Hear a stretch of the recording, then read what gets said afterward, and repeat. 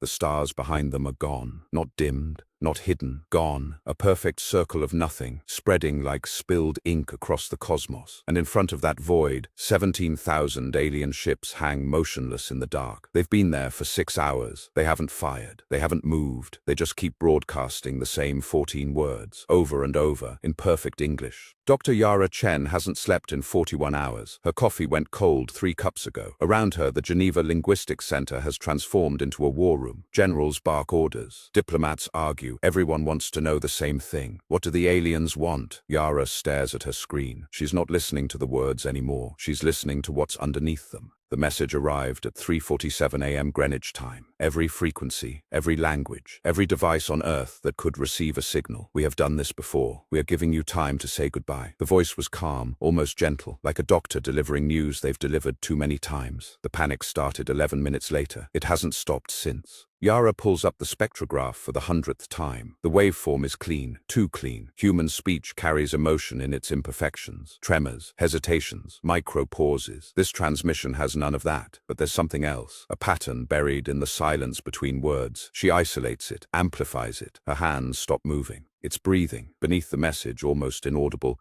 there's the sound of breathing. Ragged, exhausted. The kind of breath you take when you've been running for a very long time. Yara plays it again. The rhythm is wrong. Too fast. Too shallow. She's heard breathing like this before. In hospital rooms. In refugee camps. It's the sound of fear. Admiral Costa leans over her shoulder. He smells like stress and old cologne. What have you got? Yara hesitates. She knows how this will sound. They're scared, she says. He stares at her like she's lost her mind. 17,000 ships. Enough firepower to crack this planet like an egg. And you're telling me they're scared. She nods slowly. Terrified, actually. The world watches the fleet through 1,000 telescopes. Amateur astronomers live stream footage to billions. The ships are beautiful in a broken way. Their hulls are scorched, pitted. Some of them list slightly, like wounded animals. These aren't conquerors, Yara thinks. These are survivors. The question nobody's asking yet is the only one that matters. What are they surviving from? In Beijing, they're building missiles. In Washington, they're evacuating the president. In Sao Paulo, 3 million people have gathered in the streets to pray. And in Geneva,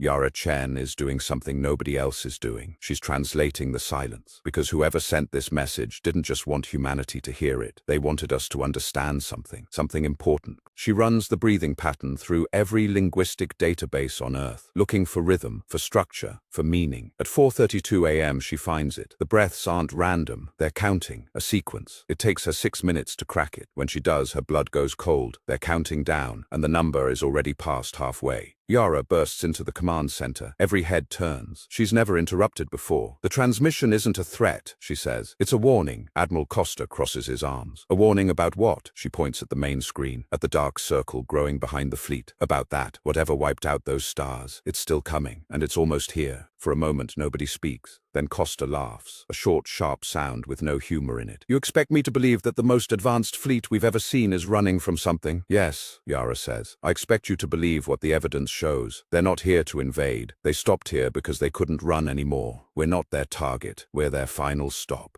The astronomers confirm it within the hour. The dark zone is growing, expanding at nearly the speed of light. Stars at its edge don't explode. They don't collapse. They simply stop existing, as if someone is erasing the universe with a very large brush, and it's heading directly toward Earth. 3 weeks out, maybe less. The aliens were wrong about one thing. There isn't time to say goodbye. Yara requests direct contact with the fleet. The generals refuse. The diplomats argue. She does it anyway, using equipment she shouldn't have access to, using frequencies she shouldn't know. She sends one word into the void, a word that means the same thing in every language humanity has ever spoken. Why? The response comes in 11 seconds. The voice is different this time, still calm, but underneath, she hears the exhaustion. We've been traveling for 4,000 of your years, it says, across 7 galaxies, through the remains of 93 civilizations. We tried to warn them all. None of them listened in time. The transmission pauses. Yara waits. We stopped running because there's nowhere left to run. What is it? Yara asks. What's chasing you? The silence stretches for almost a minute. Then 3 words. We don't know. Something about the way it says those words makes Yara's chest tight. They've been running for millennia, through galaxies, through the ruins of entire civilizations, and they still don't understand what's hunting them, only that it never stops. The countdown in the breathing pattern reaches 0 at 6:15 a.m. Nothing happens. Yara checks her calculations, triple checks them. The math is right. So why hasn't anything changed? Then her assistant Marcus calls her over. His face is the color of old paper. Dr. Chen, I think you need to see this. He points at a radiation detector. The needle isn't moving. It's not moving because it's already as far right as it can go. The dark zone isn't coming in 3 weeks. It's already touching the edge of our solar system. The countdown wasn't for its arrival. It was for when we'd be close enough to notice. Yara stares at the readings. The boundary of nothing is just past Neptune's orbit, and it's accelerating. 17,000 alien ships didn't stop here to warn us. They stopped here because this is where they'd make their last stand. She broadcasts again. Your countdown reached 0. What happens now? The response is immediate. Now you choose. You can spend your remaining time in denial, in panic, in prayer, or you can help us do what no civilization has ever done. What's that? Yara asks. The alien's voice shifts, almost hopeful. Understand it. Admiral Costa finds her in the hallway. His face has aged 10 years in the last hour. You've been talking to them, he says. It's not a question. They're not our enemy. Yara replies. I know, he says quietly. The satellite data confirmed it. The dark zone has consumed 2 more stars since sunrise. He meets her eyes. What do they want from us? They want our perspective, Yara says. 93 civilizations have faced this thing, all of them more advanced than us. All of them failed. Why would we be any different? The Admiral asks. Because we're not advanced, Yara says. We don't have their technology, their resources, their history. All we have is a different way of seeing things, and maybe that's exactly what they need. Within 6 hours, Yara is aboard a shuttle. The world watches the launch with held breath. She's not a soldier, not a diplomat. She's a 53-year-old woman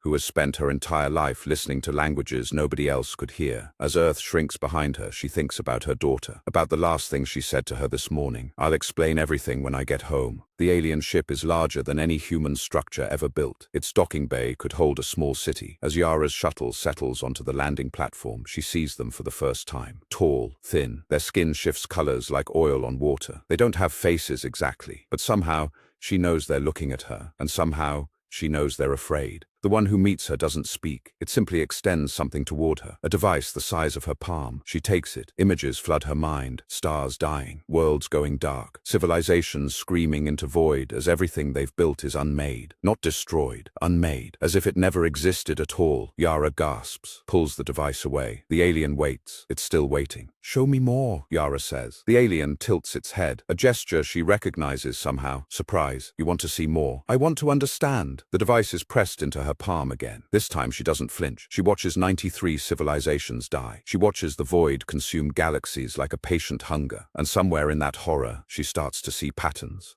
The alien stays with her for hours. Through a translator that speaks directly into her mind, they share everything. Observations, theories, failed experiments, every attempt to fight, to flee, to hide, to communicate. Nothing has worked. Nothing has even slowed it down. But Yara notices something they don't. The void doesn't consume randomly. It chooses. There's a logic here. She just has to find it. She asks to see the data from every world that fell. The aliens hesitate. That information is sacred, the translator whispers. The memories of the dead. Yara understands. She respects it, but she asks anyway. Because somewhere in 93 different endings, there has to be a clue. One detail everyone missed. One pattern no one saw. The aliens grant her request. 3 days pass. Yara barely eats, barely sleeps. The data is overwhelming. Billions of terabytes of information from civilizations that made humanity look primitive. But she's not looking for complexity. She's looking for simplicity, for the one thing that connects every failed attempt. And on the 4th morning, she finds it. Every civilization tried to fight, or to run, or to bargain. None of them tried to listen. She calls an emergency meeting with the fleet's council. 27 representatives from different species, all that remains of their worlds. You've been running for thousands of years, she says. Has anyone ever tried to communicate with it? The silence is answer enough. You think it's alive? One of them asks. No, Yara says slowly. I think it might be something older than alive. Back on Earth, her daughter Maya watches the news alone. The broadcasts are constant now, counting down, documenting, memorializing. But Maya isn't watching the talking heads. She's watching the stars disappear, one by one, getting closer. Her mother promised to explain everything. Maya is starting to think that explanation might never come. Yara studies the void's expansion patterns. There's something wrong with its movement. It doesn't spread evenly. It pulses, contracts, expands, almost like breathing. She remembers the sound hidden in the alien transmission. The counting, the fear. What if the void isn't hunting them? What if it's following something? What if there's a difference? The alien council dismisses her theory. They've seen too much, lost too much. Hope is a luxury they can no longer afford, but one of them stays behind after the others leave. The one who first met her at the docking bay. It speaks directly this time, its voice like wind through broken glass. "Tell me more about listening," it says. Yara explains how humans learn to communicate, not through force, through patience. We studied birdsong for centuries before we understood it. Whale songs, elephant calls, even the chemical languages of plants. We believed everything had something to say, even things that seemed mindless, even things that seemed dangerous. The alien is silent for a long time, then softly, "We never thought to try." The void has passed Saturn's orbit. Earth's telescopes can see it now without enhancement, a circle of absolute nothing, growing larger every hour. In churches and temples, people pray. In labs and bunkers, others work feverishly on solutions that won't come in time. And on an alien ship 300,000 miles from home, one human woman prepares to do something no one else has ever attempted. The fleet has equipment that can broadcast across dimensions, frequencies beyond human comprehension. They've used it before. Warnings, pleas, demands, all swallowed by the void without response. Yara asks them to try again, but this time she doesn't want to send a message. She wants to send a question, just one, the simplest question she knows. The council debates for 6 hours. Resources are limited. Hope is expensive. But in the end, they agree. Perhaps because they have nothing left to lose. Perhaps because this small human with tired eyes speaks with such certainty. Perhaps because after 4,000 years of running, the idea of stopping feels like relief. They power up the transmitter. Yara stands in the broadcast chamber. The walls pulse with energy older than Earth's sun. "Are you ready?" the alien asks. "No," she admits. "But I'm going to do it anyway." She takes a breath, thinks of Maya, thinks of everyone who ever looked up at the stars and wondered. Then she speaks into the void. "Who are you?" The signal travels outward at impossible speeds, into the darkness, into the nothing. Yara waits. The aliens wait. The entire fleet holds its collective breath. Hours pass. The void continues to grow. Hope begins to dim. And then, so quietly that the instruments almost miss it, something answers. It's not words. Not exactly. It's more like pressure, like the universe itself leaning in to look at them. The instruments scream. The alien crew panics, but Yara stands perfectly still, eyes closed, listening to something beyond sound. She hears grief, ancient, endless, crushing grief. The void isn't emptiness, it's mourning. Something is mourning. She speaks again. "Who did you lose?" The pressure intensifies. Yara's nose bleeds.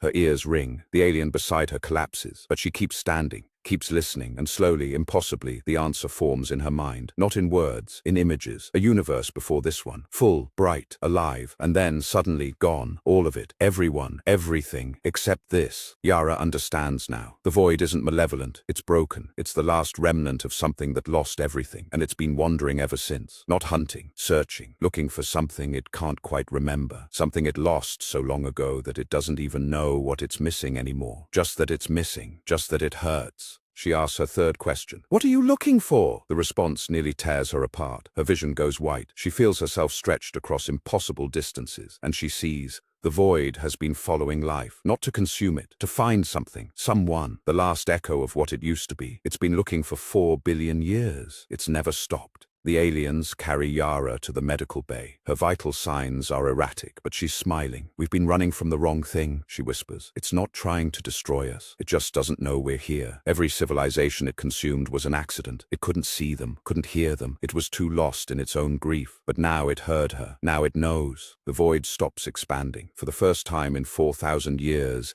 it simply stops. On Earth, people flood into the streets, not celebrating, not yet, just watching, waiting. The stars that were hidden are still gone, but no new ones are disappearing. Somewhere out there, something ancient and broken is finally paying attention, and it's listening. Yara broadcasts again. This time she doesn't ask a question. She tells a story. She tells it about her grandmother, who survived a war and still planted gardens, about her daughter who paints sunsets she's never seen, about the couple on the alien ship who hold hands while worlds end, about life, small, fragile, determined to continue. She speaks for 6 hours straight. The void listens. The entire fleet watches it on their instruments. The nothing that has consumed galaxies, that has erased civilizations, that has wandered in grief since before Earth's sun existed. It listens to one woman tell stories about love, about loss, about the stubborn human insistence on mattering. And slowly, so slowly, something in the void begins to change. The alien council cannot explain what happens next. Their instruments aren't designed for it. The void begins to contract, not disappearing, transforming. The darkness folds in on itself, growing denser, brighter, until a single point of light appears at its center, small as a pinprick, warm as a heartbeat. The void isn't dying, it's remembering. The light grows, gently, carefully. Stars begin to reappear in its wake, not the old stars, new ones, young ones. The void is creating again, rebuilding what it destroyed in its grief. It's not finished. It won't be finished for eons, but for the first time in 4 billion years, it's not just taking, it's giving something back. Yara returns to Earth 3 weeks later. The shuttle lands in Geneva, where her journey began. Maya is waiting on the tarmac. They don't speak at first, they just hold each other while the morning sun warms their faces. Above them, the sky is full of stars again. Old ones, new ones, and somewhere far away a light that's learning to stop grieving.